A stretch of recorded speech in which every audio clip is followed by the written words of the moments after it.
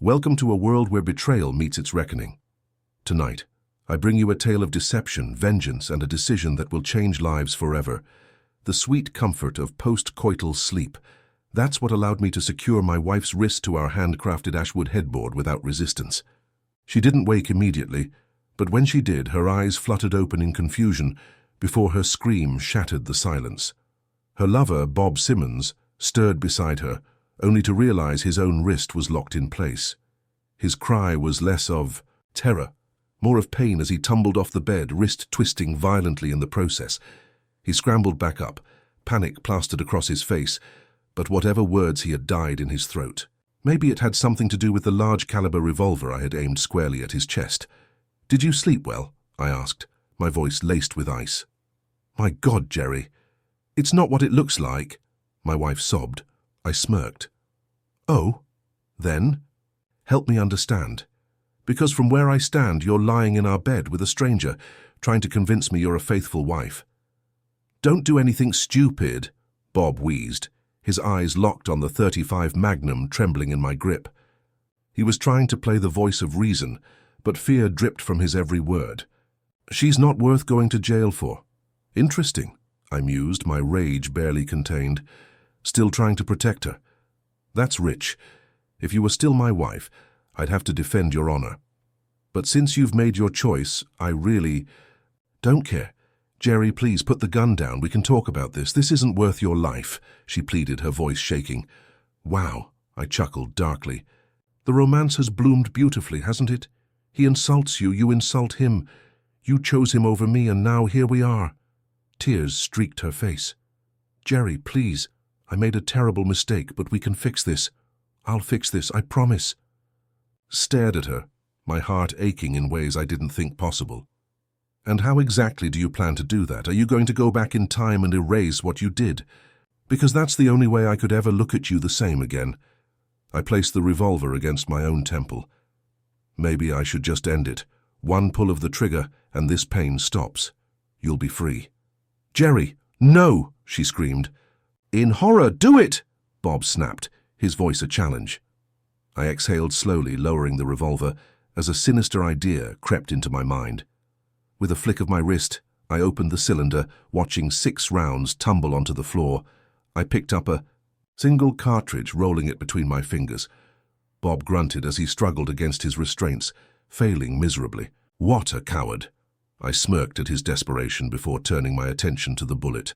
"This is a .35 Magnum round, 125 grams of pure devastation.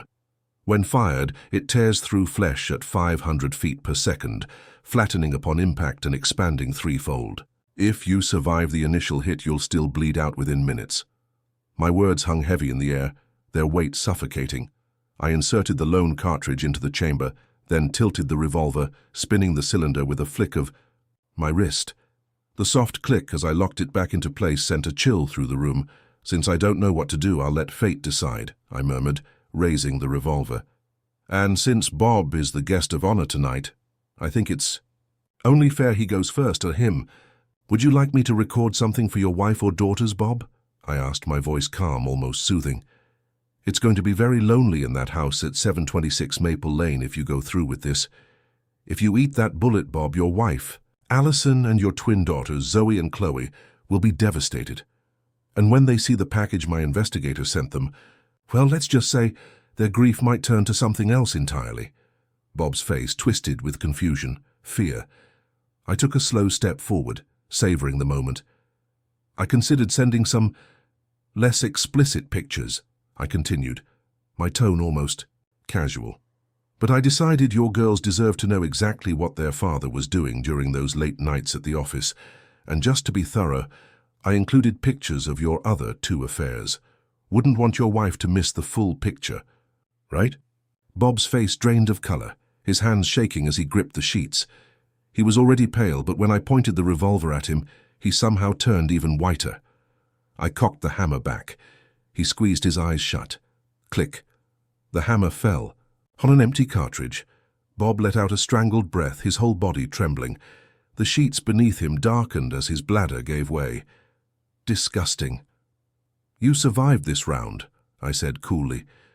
Maybe you'll live long enough to see your pretty daughters again.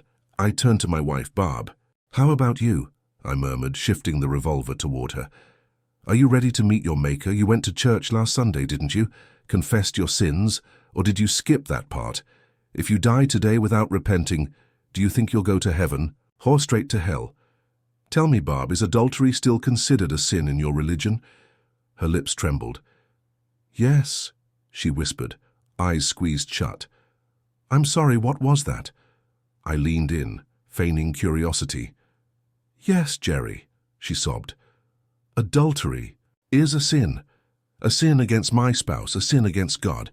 I never confessed what I did. If that bullet hits me, I know where I'm going. I studied her for a moment. Well, I said, rolling my shoulders, let's see if your God wants you to live. I squeezed the trigger. Click. Her breath hitched, her entire body shuddering as she broke into uncontrollable sobs. I turned the revolver toward my own temple.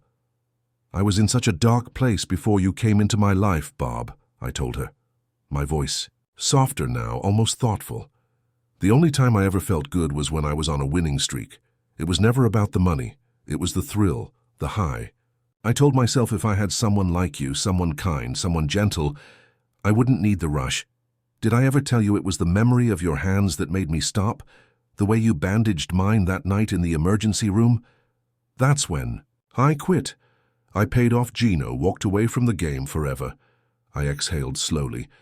But now, life without you. That's hell.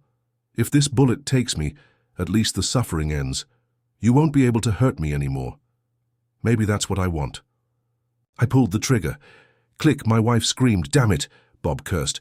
I turned back to him, my grip tightening on the revolver. Since these may be your last moments, Bob, tell me, why? Why married women? Your wife is attractive. Your daughters seem charming. Why risk it all? Tears welled in his eyes. Please don't kill me, he begged. I shrugged, cocking the revolver again. He broke. It's the chase, he choked out. The thrill. Finding what turns them on, playing them against their husbands. Your wife. She was lonely, dissatisfied. Every marriage has its cracks. I just found them and made her feel wanted, special. He gave a bitter laugh. And once I had her, once I bedded her in your house, in your bed, that was it, that was the win. I stared at him, disgust curling in my gut. He looked pathetic, lying there in his own filth. I should have taken a picture, kept it as a souvenir, but I didn't want evidence tying me to this night. I pulled the trigger. Click. Bob slumped back, unconscious from the terror. I exhaled sharply, turned back to Barb. Well, my love, it's either you or me now, I murmured. I have to admit, I'm a little sad that my lover dodged the bullet. I love you, Barb, but a part of me almost wishes it had been you. Things would be simpler if I had just walked in, found you two together and shot myself. You'd be alive, free to sleep with whoever the hell you wanted, and I'd be gone. No murder, no pain, just peace. Her breath was shaky. At this point, we were both hanging by a thread. Jerry, please, stop this, she whispered. You've made your point. Bob passed out, sitting in his own piss. You win. Put the gun down. We can convince him not to press charges. You haven't done anything that can't be undone. I want to stay with you, but if you put the gun down, I promise I'll sign any divorce papers you give me. I'll spend the rest of my life atoning for my sins. Please, Jerry. I shook my head slowly, my grip tightening on the revolver. I don't think I'm Jerry anymore, Barb. Something inside me died the moment I found out what you were doing, and when I realized you did it in my bed, that was it. Jerry's gone. Now I think I'm just fate, and we're about to find out if it's your time. I cocked the hammer back one final time. I pulled the trigger. Barb began to scream. The room was heavy with tension as I pressed the cold barrel of the revolver against my temple. Looks like fate has decided, I muttered. I love you, Barb. I'm sorry it's come to this. I hope you find happiness. Her screams tore through the air. Jerry, please don't. I'll do anything. Just don't do this. She thrashed against the headboard, her wrists chafing against the metal cuffs. Tears streamed down her face, raw desperation in her voice. Help! Oh God, somebody help! I let out a sad sigh. It's better this way, Barb. I love you. I closed my eyes, pulled the trigger. Click. Silence. Then a slow, creeping smile spread across my face as I opened my eyes and stared at her. The horror in her expression was worth every second of my little performance. You see, I've always had a talent for sleight of hand, card tricks, coin flips, shuffling chips, little things that build the dexterity of a man who knows how to play a game.